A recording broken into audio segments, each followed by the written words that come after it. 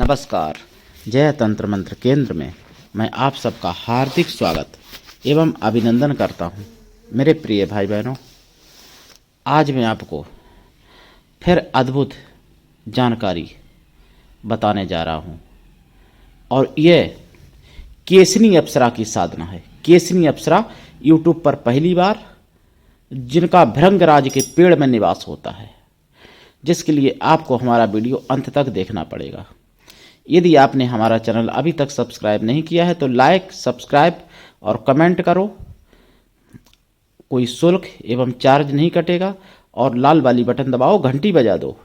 Subscribe जरूर कर लेना चाहिए। दुनिया में जिसका कोई नहीं, मैं उसका हूं। यदि आपको अपनों ने धोखा दिया है अथवा आपको परायों ने धोखा दिया है तो आप एक बार मुझे अवश्य आजमाएं। हमारा मोबाइल नंबर है 9305 63 71 73। हमसे बात करने का टाइम भारतीय टाइम के अनुसार दिन में दोपहर 12 बजे से 2 बजे के बीच का है। यदि आप सच्चा, पवित्र, निस्वार्थ दिव्य प्रेम पाना चाहते हैं अथवा देना चाहते हैं तो आपका स्थान मेरे लिए मेरे प्राणों से भी करोड़ों गुना ऊपर है। मैं राष्ट्रीय अध्यक्ष कृष्णा दल एवं महामंडलेश्वर आप सबसे निवेदन करता हूं, यदि आप मानवतावादी हैं अथवा आप सनातनी हैं तो मुझसे जरूर जुड़ें। यदि आप में योग्यता हुई तो मैं आपको पदाधिकारी भी बनाऊंगा अपने संगठन कृष्णा दल में।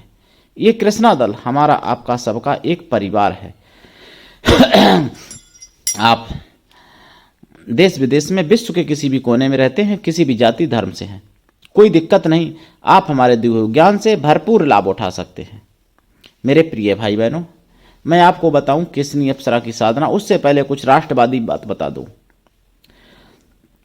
हमारे भारत के अखाड़ा परिषद के संतों ने प्रयागराज में कुंभ में मुसलमानों को आने को प्रतिबंधित किया। उसका बहुत बहुत स्वागत है और प्रतिबंधित होना ही चाहिए। जब हम मक्का में नहीं जा सकते, हम काबा में नहीं जा सकते, आपके मक्का मदीना में हिंदू लोग, तो फिर आपका भी हिंदू किसी भी हिंदू त्योहारों में या किसी भी हिंदू तीर्थों में कोई काम नहीं है। लेकिन दुर्भाग्य भी अभी था, जो अभी तक कहीं पर रोक नहीं लगी, कुंभ में लगी है। स्वागत है और हर जगह रोक लग जाए मुसलमानों के लिए, हिंदू तीर्थों में, हिंदू पर्वों पर, हिंदू मतलब धार्मिक में कोई काम नहीं है उनका। जो धर्म को नहीं जानते, हिंदू धर्म को नहीं जानते और मानते भी नहीं, तो उनका काम ही क्या है। लेकिन संबल में, उत्तर प्रदेश में संबल के एक सांसद, सपा के सांसद, उन्होंने कहा कि अगर तुम मुसलमानों को कुंभ में नहीं आने दोगे तो मैं हिंदुओं को मजार पे नहीं आने दूंगा।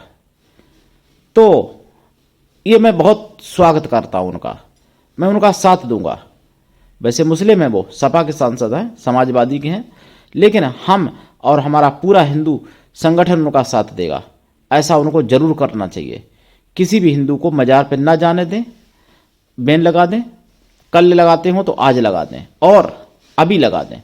और अगर कोई हिंदू फिर भी अगर जाता है मजार पे तो फिर उसको इतना अच्छा इलाज करें जो कि वो दोबारा ना जाए मजार पर, और मजार पर जाने से 100 बार सोचे, मजार पर जाने से 100 बार वो कांपे, ऐसा उसका इलाज करें। या फिर ऐसा करें जो मजार पर जाने लायक ही ना रहे दोबारा।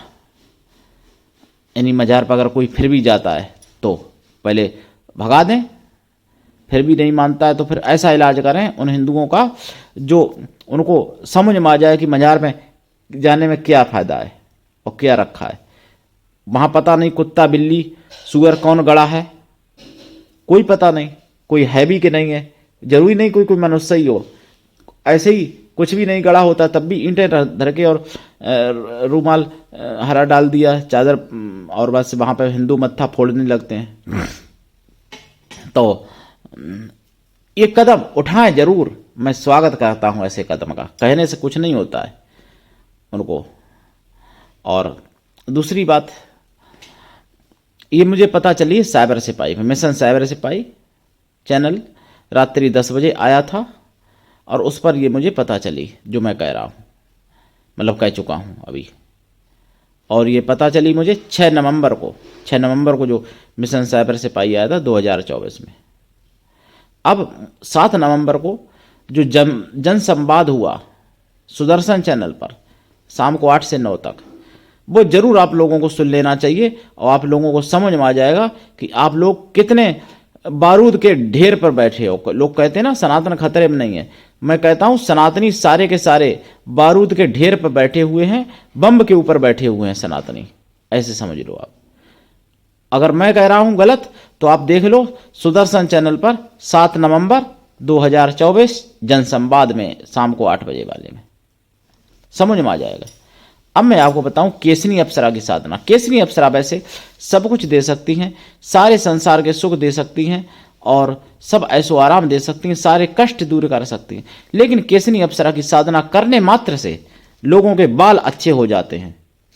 आजकल बालों की समस्या घर घर है और स्त्री पुरुषों में हर जगह है समस्या, बाल झड़ना, बाल सफ़ेद हो जाना, बाल मतलब तरह तरह की।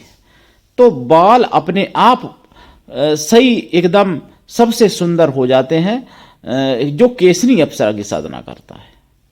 और केसनी अप्सरा की साधना मुझसे कई लोगों ने मांगी थी, जो मैं आज बता रहा हूँ। ये भृंगराज के पेड़ के पास अगर आप करते हैं बैठ के तो ज़्यादा अच्छा है, वैसे घर में भी कर सकते हैं, लेकिन भृंगराज के पेड़ के पास अगर आप करते हैं तो ज़्यादा अच्छा है। और देसी गाय के घी का दीपक जलेगा साधना में। साधना काल में आप लाइफ टाइम के लिए शाकाहारी हो जाएं साधना से पहले ही, और साधना काल में ब्रह्मचर्य व्रत, 1 टाइम भोजन, भूमि शयन परम आवश्यक है।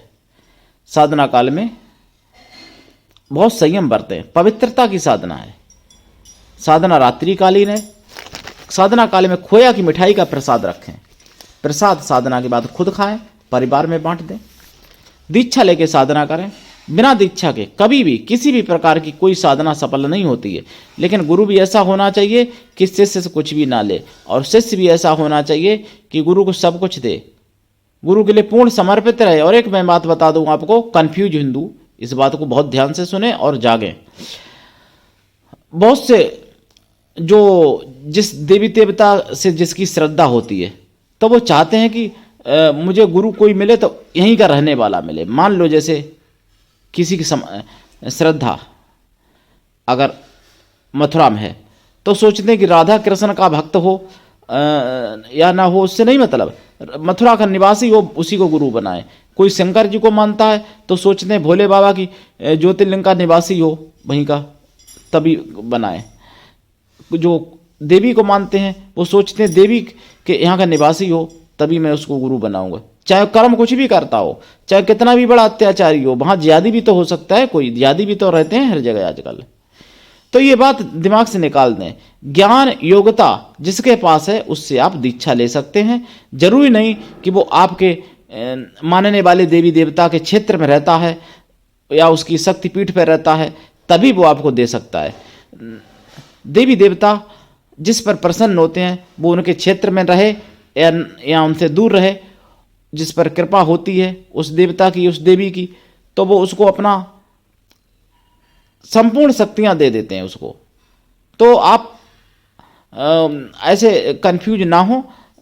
जो ज्ञान दे रहा है, जो आपको मंत्र दे सके, दीक्षा दे सके आपके मन के हिसाब से देवी देवताओं की, उसको आप गुरु बना सकते हैं। ये ध्यान रखना। केसनी अप्सरा की साधना में लाल आसन रहेगा आपका, और या पीला, लाल या पीला आसन चलेगा, और इसमें दिशा उत्तर या पूरब रहेगी। माला स्फटिक माला या लाल चंदन या सफेद चंदन या फिर रुद्राक्ष या फिर काला हकीक।